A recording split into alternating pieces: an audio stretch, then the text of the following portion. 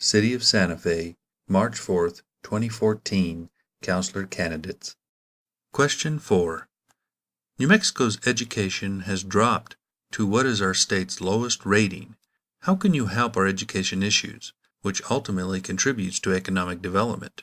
And how will you tackle economic development, given New Mexico's education rating? Signe I. Lindell. We don't have to accept the current status quo of our Santa Fe schools. We are a community of vast resources. If we would prioritize our school system, the status quo would change. I have a doctorate in education. It does not take a doctorate in education to know that our graduation rates are unacceptable.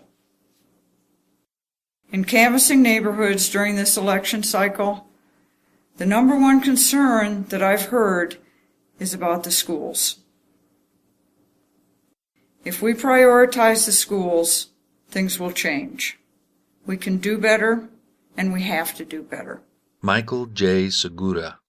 That is a very, very good question. The problem with, we could have the best economic development in the world and have all these people coming in for creating jobs, but unless we have a workforce that can handle those jobs, a trained workforce, it's not going to do us any good. So we have to start from the bottom up of pre-K, kindergarten. We have to work with the legislature. We have to work very closely with the Santa Fe Public Schools. I mean, we have to be practically hand in hand going to the legislature with the school board and give them what they need to increase the graduation rate here in Santa Fe.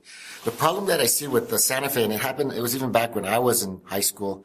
I was barely graduated from high school, even though what I did is I was more into sports and socializing, so I would just go take my tests and get an A, and then with the Fs I got from being in class, I averaged out to a C. That's how I graduated. And I saw some of my brightest class members drop out of school because they were so bored. And I was bored, but I stuck with it because I had a goal of going into the Air Force.